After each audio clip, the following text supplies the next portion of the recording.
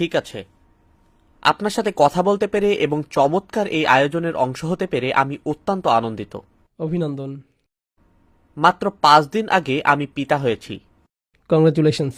আল্লাহ আমাকে সুন্দর একটি কন্যা সন্তান দিয়ে ধন্য করেছেন। আমার প্রশ্ন হলো, আপনি কি কিছুটা আলোকপাত করতে পারেন কখন থেকে আমি আমার মেয়েকে ইসলামী শিক্ষা দেওয়া শুরু করব, এবং আরেকটি বিষয় হলো কিভাবে আমি অদূর ভবিষ্যতে তার ইসলামী শিক্ষা এবং সেকুলার শিক্ষার মধ্যে ভারসাম্য রক্ষা করতে পারব?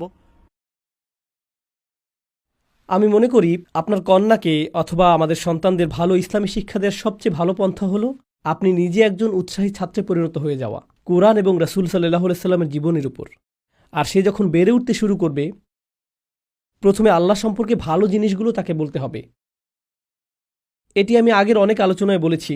আমি শিশুদের উদ্দেশ্যে সেই সকল নবীদের ঘটনা বর্ণনা করাকে স্বাস্থ্যকর মনে করি না যেগুলোতে তাদের জাতিগুলো ধ্বংসপ্রাপ্ত হয়েছিল, কারণ সেই ঘটনাগুলো মক্কাতে রসুল সাল্লাল্লাহু আলাইহি সাল্লামের উপর নাজিল হয়েছিল যখন কুরাইশদের আচরণ ছিল সেই সকল জাতির মতো। তো আল্লাহ এই মানুষগুলোকে ভীতি প্রদর্শন করেছিলেন সেই ঘটনাগুলো বর্ণনা করার মাধ্যমে।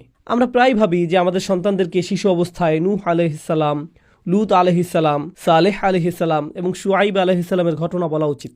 এর দরুন তাদের মনে আল্লাহ সম্পর্কে এমন একটা ধারণা তৈরি হতে পারে যিনি সব সময় জাতিদেরকে ধ্বংস করতে থাকেন। তো মানসিকভাবে তাদের আল্লাহর সাথে সম্পর্ক তৈরি হয় আল্লাহকে ধ্বংসকারী হিসেবে জানার মাধ্যমে। একটি শিশুর মনে আল্লাহ সম্পর্কে প্রথম যে ধারণাটি আপনি তৈরি করতে চান তা হলো আল্লাহকে স্মরণ করা সকল ভালো জিনিসগুলোর জন্য। যখন আপনি খাবার গ্রহণ করেন তখন বলতে পারেন, আল্লাহ আমাদের অনেক ভালোবাসেন, তাই না? দেখো কি চমৎকার খাবার তিনি আমাদের দিয়েছেন। আল্লাহ আমাদের অনেক ভালোবাসেন, তাই না? দেখো কি সুন্দর হাত তিনি আমাদের দিয়েছেন। আল্লাহ আমাদের অনেক ভালোবাসেন, তাই না? কি চমৎকার রাত তিনি দিয়েছেন। এই চাঁদটাকে দেখো, ওই পতাকাটি দেখো, এই চাঁদটাকে দেখো, এই পাতাটি দেখো, এটা দেখো, ওটা দেখো।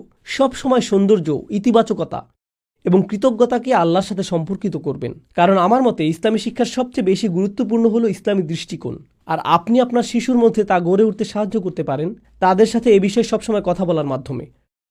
যখন আমাদের শিশুরা বড় হতে থাকে আর তারা বাবা মাকে কথা বলতে শুনে শুধু টাকা পয়সা নিয়ে, পারিবারিক দ্বন্দ্ব নিয়ে, অমুক চাচাতো বোন এটা বলেছে, অমুক ব্যক্তি এটা করেছে, তাহলে এগুলো নিয়েই তারা বেড়ে উঠবে। এগুলোই হবে তাদের জন্য সবচেয়ে বড় প্রভাবক। আর যখন তারা শুনবে যে বাবা মায়েরা আল্লাহ সম্পর্কে কথা বলছে, সেটা হবে বেশি শক্তিশালী শিক্ষা।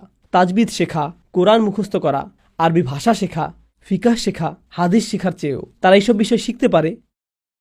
কিন্তু তারপরেও আল্লাহ যেমন ব্যক্তিত্ব আশা করেন তারা তেমন ব্যক্তিত্বের অধিকারী নাও হতে পারে। তো গতানুগতিক ইসলামী শিক্ষাগুলো আসলে মানসিকতা তৈরির তুলনায় সহজতর।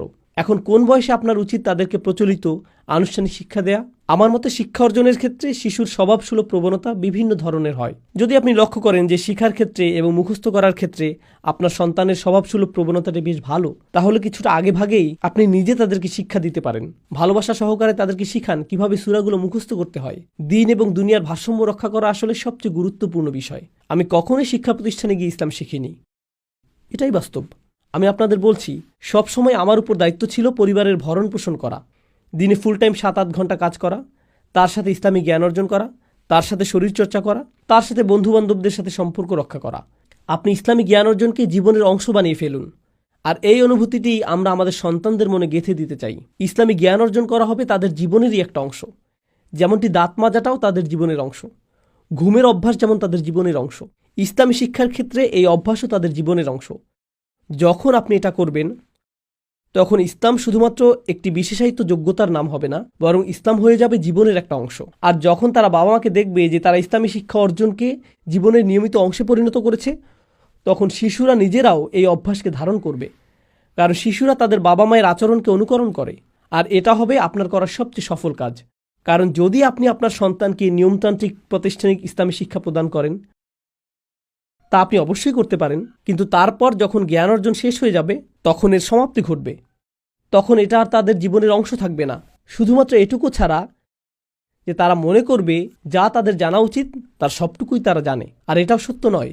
যদি তারা ইসলাম সম্পর্কে প্রচুর জেনেও থাকে, মানসিকভাবে এবং নিউরোলজিক্যাল দৃষ্টিকোণ থেকে তাদের মস্তিষ্ক এখনও যথেষ্ট পরিপক্কতা অর্জন করেনি যা তারা শিখেছে তার পরিপূর্ণভাবে উপলব্ধি করার জন্য। তো বিশেষত তরুণ বাবা মায়েদের জন্য এটাই আমার জীবনধারা সংক্রান্ত পরামর্শ, যাতে আপনারা জ্ঞান অর্জনের অভ্যাস তৈরি করতে পারেন। তখন আপনাদের সন্তানেরা গড়ে উঠবে আপনাকে জ্ঞান চর্চারত অবস্থায় দেখতে দেখতে।